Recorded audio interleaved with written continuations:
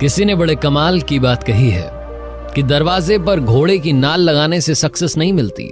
Success के लिए खुद के दोनों पैरों में घोड़े की नाल लगानी पड़ती है। हाय गाइस, मेरा नाम है आरजे कार्तिक और आपके लिए एक छोटी सी कहानी। ये कहानी जिसने लिखी है वो लिखते हैं कि मुझे शुरू से ही जॉगिंग का शौक रहा है। उम्र मेरी 50 पार पहुंच चुकी है, लेकिन अभी भी दौड़ने के लिए रोजाना सुबह घर से निकल पड़ता हूँ। घर के पास में एक पार्क है जहां जाता हूँ जॉगिंग करने के लिए। वहां मेरे कुछ दोस्त भी बन गए हैं और उनमें से किसी एक दोस्त ने मुझे एक बार बताया कि हमारे शहर में एक बड़ी मैराथन हो रही है और मुझे भी पार्टिसिपेट करना चाहिए क्योंकि मैं अच्छा खासा दौड़ लेता हूँ। इस एज में भी मेरी दौड़ने की जो क्षमता है वो शानदार है। उसने मुझे मोटिवेट किया और कहा कि आप भी पार्टिसिपेट कीजिए। तो मैंने फाइनली पार्टिसिपेट किया हमारे शहर की सबसे बड़ी मैराथन में। संडे का दिन डिसाइड हुआ था। सुबह सुबह तैयार होकर के मैं पहुंच गया मैराथन में पार्टिसिपेट करने के लिए। और जब वहां पहुंचा तो मेरी नजर एक महिला पर टिक गई जो साड़ी में मैराथन में पार्टिसिपेट करने के लिए आई थी और उन्होंने चप्पल भी नहीं पहनी थी।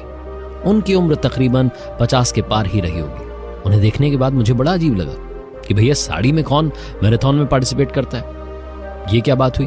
ऊपर से चप्पल भी नहीं पहनी है, जूते भी नहीं पहने, स्पोर्ट शूज तो दूर की बात है, यहां तो चप्पल तक नहीं है। हाल बेहाल है। मैं उस महिला को नोटिस कर ही रहा था कि अचानक से विसिल बजी और फाइनली दौड़ शुरू हुई। मैंने दौड़ना शुरू किया। 1 किलोमीटर तक तेज रफ्तार से दौड़ता रहा, लेकिन 1 किलोमीटर के बाद मेरी सांसें जवाब देने लगी। मुझे लगा कि भैया ये मैराथन वगैरह हमारे बस की बात नहीं है। तभी देखता हूं कि वो महिला दौड़ती चली गई, मुझसे आगे निकल गई, तकरीबन 2 किलोमीटर आगे निकल गई। और जब मैं भागते दौड़ते आखिरी पॉइंट पर पहुंचा जहां मैराथन खत्म हो रही थी, उस फिनिशिंग लाइन पर पहुंचा तो देखता हूं कि तालियों की गड़गड़ाहट हो रही है। स्टेज पर विनर का नाम अनाउंस किया जा रहा है और क्या देखता हूं कि वो महिला जो साड़ी में आई थी, जिसने चप्पल भी नहीं पहनी, जूते भी नहीं पहने, नंगे पैर थी, उसे विनर अनाउंस किया गया। उस महिला को जिसको मैं देख रहा था, मुझे लग रहा था कि ये कैसे आ गई। वो विनर बन चुकी थी। उसने वो मैराथन जीत ली थी। जो विनर की स्पीच होती है उसे सुनने के लिए अब मैं बेकरार था, जानने के लिए कि ये क्या कहानी है। माइक जो था एंकर ने उन्हें सौंपा, जो महिला थी, और उन्होंने कहना शुरू किया कि मेरा नाम लता है।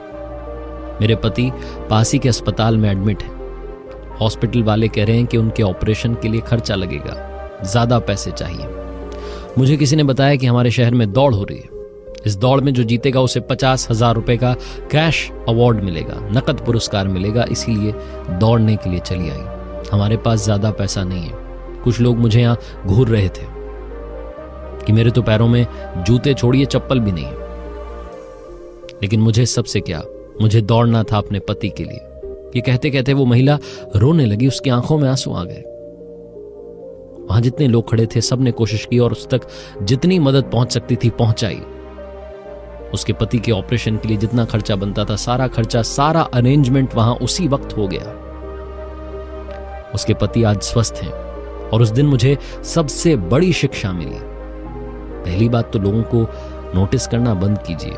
सबकी अपनी कहानी है। दूसरी बात, अगर वाकई में आपका कोई टारगेट है, डिसाइडेड है, लक्ष्य आपने निर्धारित कर लिया है, तो फिर आपको किसी बात से फर्क नहीं पड़ेगा, आप जीत हासिल करके रहेंगे। उनका एक ही टारगेट था, अपने पति की जान बचाना। वो दौड़ती चली गई।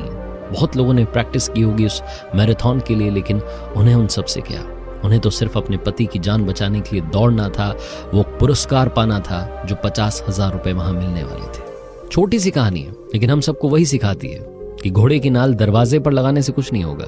अपने दोनों पैरों में लगाइए और कमाल कर दिखाइए।